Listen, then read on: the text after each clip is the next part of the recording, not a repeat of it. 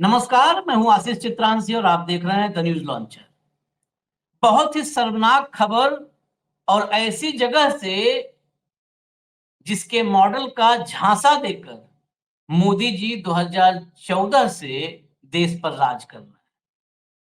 वाह रे मोदी का गुजरात मॉडल, जरा देखिएगा ये मोदी का गुजरात मॉडल और उसके बाद एक बार फिर मोदी जी की फोटो देखिएगा, मिलान करिएगा आप। गुजरात में गरबा सबसे ज्यादा होता है। गरबा को लेकर नवरात्र से पहले ही कितने इंस्ट्रक्शंस आए थे सनातन रक्षकों के, वो भी आपने देखा होगा। विश्व हिंदू परिषद ने तो बाकायदे पूरा नियमावली जारी कर दिया था कि कौन कैसे आएगा, कौन गौमूत्र पिएगा, किस पर गौमूत्र छिड़का जाएगा, किसको टीका लगाया जाएगा, गैर हिंदू के साथ क्या किया जाएगा। पूरा का पूरा उसने नियमावली जारी कर दिया कि ये rules and regulations for garba, गैर हिंदू दूरी बनाए रखें। लेकिन गैर हिंदू छोड़ दीजिए, हिंदू के लिए तो एंट्री है। चुनावी हिंदुत्व वाली ये पार्टी जब चुनाव निकल जाता है ना, तो फिर दलितों को किसी कोने में, पिछड़ों को किसी कोने में ऐसे ही छोड़ देती है। और गुजरात पर तो ये धब्बा है। गुजरात दलित और आदिवासियों के उत्पीड़न के मामले में बहुत ही शर्मनाक रिकॉर्ड अपने साथ लेकर घूम रहा है। और मोदी जी, भाजपा तो वहां पर 3 दशक हो गए और मोदी जी के ही संरक्षण में 2 दशक से ज्यादा हो गया, 2.5 दशक हो गया अब तो। मोदी जी की एंट्री के बाद से करीब करीब 2.5 दशक। महिसागर में गरबा पांडाल में गरबा खेलने एक इंजीनियरिंग की छात्रा, गांधीनगर में सरकारी इंजीनियरिंग कॉलेज जो है, गवर्नमेंट इंजीनियरिंग कॉलेज, उसमें चौथे वर्ष की छात्रा है, वो गरबा खेलने पहुंच गई गरबा पांडाल। वहां उसके साथ क्या-क्या हुआ कल्पना कीजिए। उसको गालियां दी गई, उसको पीटा गया, उसके बाल पकड़ के घसीटा गया, सिर्फ इसलिए क्योंकि वो दलित। मैं आपको खबर दिखाता हूँ, फिर डिटेल में बताता हूँ। भैया खबर दिखाइए। देखिए, बाल पकड़कर घसीटा, गंदी-गंदी गालियां दी, गुजरात में गरबा कार्यक्रम में दलित इंजीनियर छात्रा के साथ मारपीट। नेक्स्ट देखिए, वायर ने लिखा है गुजरात गरबा कार्यक्रम में दलित छात्रा से गाली गलौज, बाल पकड़कर घसीटने का आरोप। ये पूरी खबर में डिटेल में, खबर के भीतर क्या है मैं वही खबर बता दे रहा हूँ, कुछ अपनी तरफ से जोड़ना घटाना नहीं है। महिसागर में ये कार्यक्रम था, वीरपुर तालुका के भरौदी गांव में। यहाँ दलित युवती के साथ मारपीट जो है और गाली गलौज, जाति सूचक गालियां देने का आरोप लगा है और मामला दर्ज किया गया है। 4 महिलाओं के खिलाफ इसमें केस दर्ज किया गया है। 4 महिलाएं, उनका नाम है लोमा पटेल, रोशनी पटेल, वृष्टि पटेल और मीना पटेल। ये मामला तब सामने आया जब 25 साल की महिला इंजीनियर रिंकू वंकार ने एफआईआर दर्ज करवाई। रिंकू गांधीनगर के जीईसी में, गवर्नमेंट इंजीनियरिंग कॉलेज में चौथे वर्ष की छात्रा है। शिकायत में रिंकू ने बताया कि शुक्रवार की रात अपनी एक सहेली के साथ गांव में गरबा कार्यक्रम में शामिल होने गई थी, लेकिन वहां मौजूद महिलाओं ने उन्हें रोकने की कोशिश की और अपमानजनक भाषा का प्रयोग किया।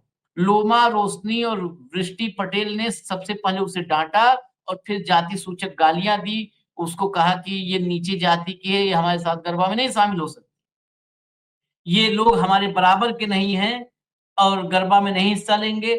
इसके बाद रिंकू ने कार्यक्रम का साउंड सिस्टम बंद करवाया और वहां मौजूद प्रवीण नरसिंह ठाकुर से शिकायत की। तभी उन तीनों, तीन थी, चौथी मीना पटेल भी आ गई और चारों महिलाओं ने मिलकर रिंकू पर हमला कर दिया।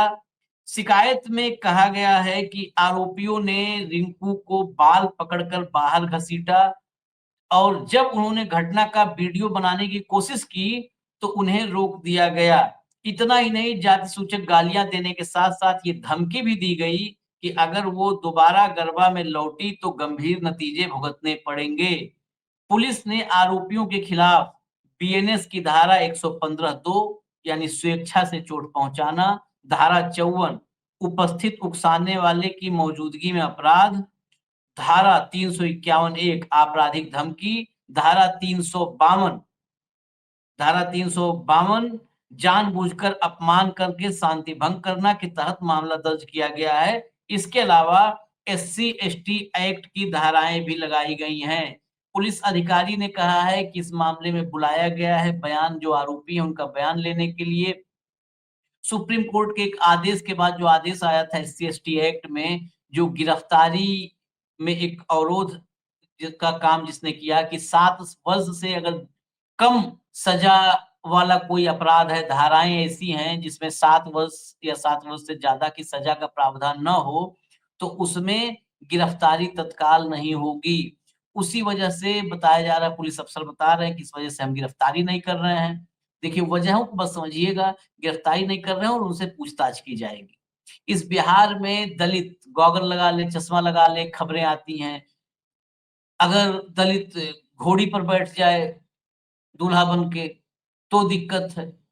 मैं आपको एक आंकड़ा दिखाता हूँ, इंडियन एक्सप्रेस की रिपोर्ट है, इसी साल की शुरुआत की रिपोर्ट है और जिग्नेश मेवानी ने ये खबर को की थी, मतलब ये जो है आरोप लगाया था। ये देखिए, Mevani attacks BJP over atrocities on Dalits weaker sections in Gujarat, citing the low conviction rate in the case of atrocities on Dalits.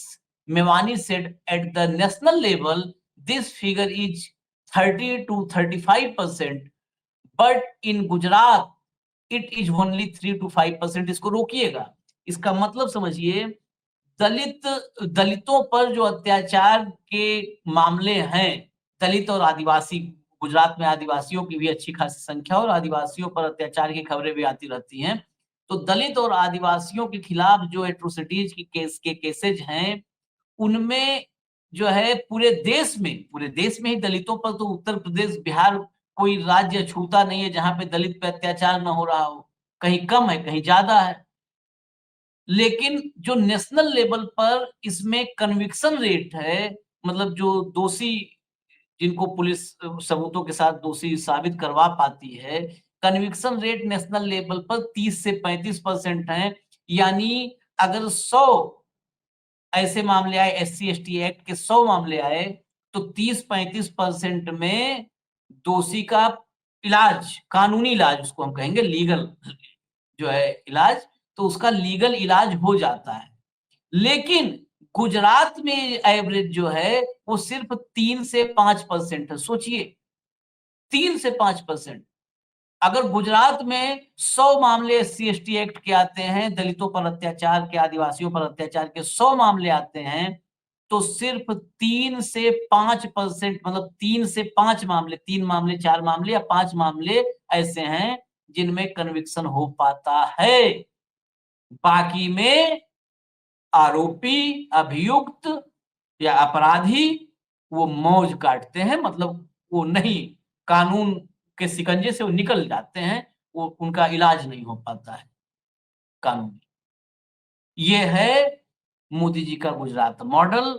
अब मुबारक हो, क्योंकि ये मॉडल देश में भी 2014 से लागू है। और देख लीजिए, चुनावी हिंदू, तो जैसे चुनाव आता है तो कहा जाता है कि सब हिंदू हैं, दलित भी हिंदू, आदिवासी भी हिंदू, पंडित जी भी हिंदू, ठाकुर साहब भी हिंदू, लाला जी भी हिंदू, सब हिंदू। चुनाव खत्म हो जाता है तो देखिए फिर इंजीनियरिंग की छात्रा गरबा पंडाल में वो गरबा नहीं कर सकती है, तो फिर कैसा हिंदुत्व, फिर संघ का हिंदुत्व कैसा है, विश्व हिंदू परिषद का हिंदुत्व कैसा है? सब हिंदू के नाम पे और हिंदुत्व के नाम पे पाखंड कर रहे हैं या नहीं कर रहे हैं? इसका जवाब आपसे मैं चाहता हूं कमेंट बॉक्स में आप दीजिए। मुझे इजाजत दीजिए, नमस्कार।